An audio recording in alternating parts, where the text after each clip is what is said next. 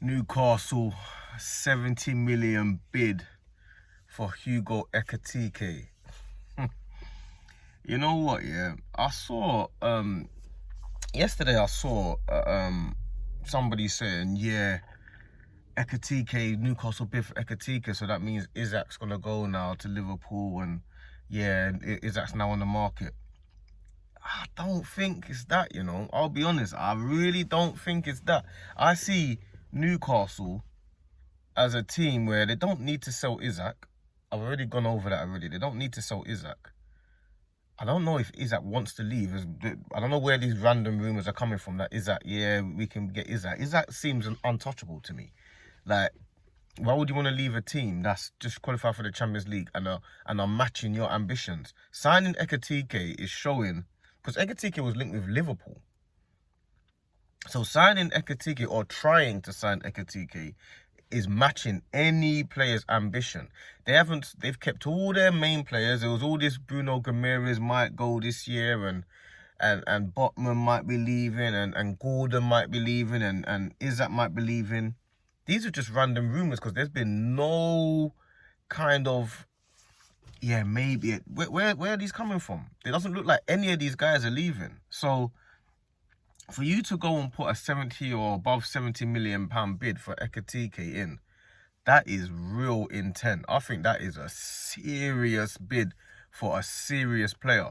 And I've got a feeling that Newcastle, because they've just signed Elanga, yeah, they've just signed Elanga, which I probably think they'll probably play Jacob Murphy right back, maybe, because Murphy's a good player as well. Or they'll just play Livramento left back, maybe. Because I was hearing that Livramento might be going Man City. There's none of that going on. They're not losing any of their main players. So all of this, maybe gonna go and get this guy from Newcastle, that doesn't seem to be happening at all. None of that seems to be happening. So I'm seeing it as, for them to go and bid for Ekitike and have Murphy and Elanga on the right side, they got Gordon and stuff on the left, they might go two up top. They might decide to go two up top. I'm feeling that they're going to go 4-4-2. Because most of their games, the way they play, the way Newcastle play is high intensity, high pressure. It's not really so much as about a 4-3-3 and control the game and dictate the game. They don't really play like that. They more play with high intensity, high pressure, go and get the ball far up the pitch, go and put pressure on the opponent and go and make things happen over there. So I think they're probably seeing it as, instead of sometimes playing Joe Linton in the 10, they'll just play two up top. That's how I'm seeing it. Or Tonali and Guimaraes can both play in the middle, two of them in the middle. You could play Joe Linton in the middle. You could play Joe Linton with either one of them. You can play Tonali with either one of them. You can play Bruno Guimaraes with either one of them. All three of those guys can play with either one of those players in the middle. They can also still play. They might even decide to play, like, see the way Newcastle play. They could switch it to a 3 at the back and play 2 up top, 5 in the middle. They could do that. Their flexibility now is becoming serious, because they've still got Burn. If Botman and Shaw are fit, they've got Dan Burn left back, and they've got Livramento. So they've got wing backs, they've got their fullbacks, because Dan Burn was playing a lot of the time last year. Botman was injured a lot of the time. And then when Botman came back, Shaw got injured. So they haven't even had their full team for most of the season like that in the back line.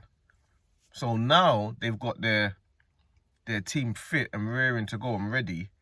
If you're going to start adding Elanga on top of that, who's a flying right-sided player, who fits their system perfectly, who got 17 GA last year in the Premier League. Gordon on one side, Elanga on the other side, pure pace and power.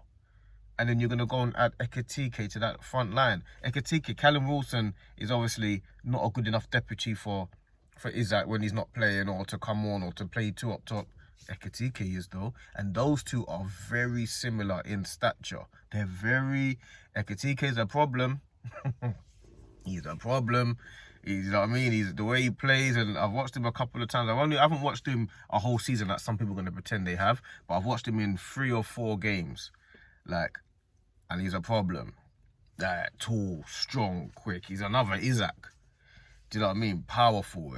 Oh, it's a problem. Newcastle are a problem, and we've got them in the away at St James's Park very early on.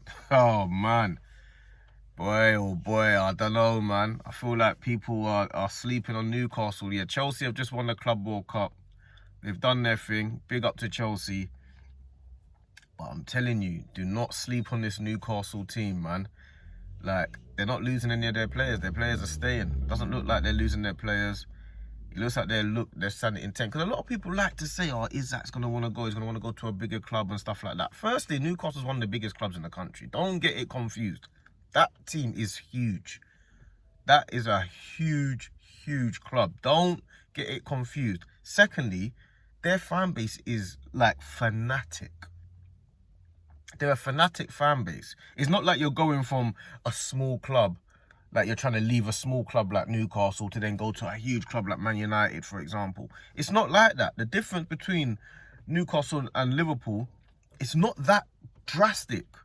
It's not like you're leaving a fanatic city to go to another fanatic city. But Newcastle City is fanatic about their club. So he's already in the football like craziness anyway. He's already involved in it. He's already feeling all the love when he's out and about in the city and going around. He's already feeling all of the stuff, all the love that he needs to feel. And they're now matching his ambition. So if they're now going to be matching his ambition, then to me, I feel like, yeah, there's no reason at all for Isak to want to leave. Like, Isak, Gordon, there's no reason for these guys to want to leave. Your ambition's being matched.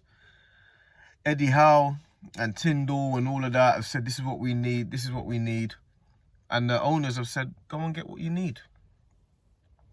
What does Isak want? They're going to offer Isak a new contract, maybe 200k a week and stuff like that. What more do you want? Yes, he can go and get maybe a potential 300 at another club, potentially.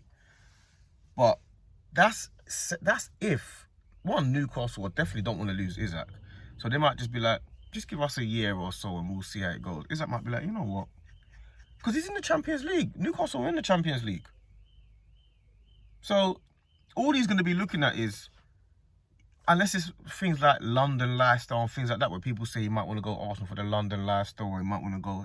But I can't see him. Why does he need to leave Newcastle that are matching his ambition to go to a club like Newcastle won a cup this year? Arsenal didn't. So he's definitely not feeling like going to Arsenal. So the London lifestyle is not really going to make a difference to him there. Chelsea, Newcastle are perfectly fine in that regard. Exactly. There's not really any London clubs to go to, so that London lifestyle is not really a factor. The Liverpool factor now is that they're winning cups and competitions. Newcastle won a cup and a competition, but Newcastle now are probably going to be like, we can go for the league. I can't see how Newcastle are not going to feel like they can go for the league. I feel like, honestly believe that they're going to go for the league. You don't sign Ekitike or try to sign Ekitike if you're not trying to go for the league. You don't have a front two of Isak and Ekitike if you're not trying to go for the league. That is a serious front line. Like, I don't think there's a front, an attack, Ekitike, Isak, Gordon. I mean, come on, man.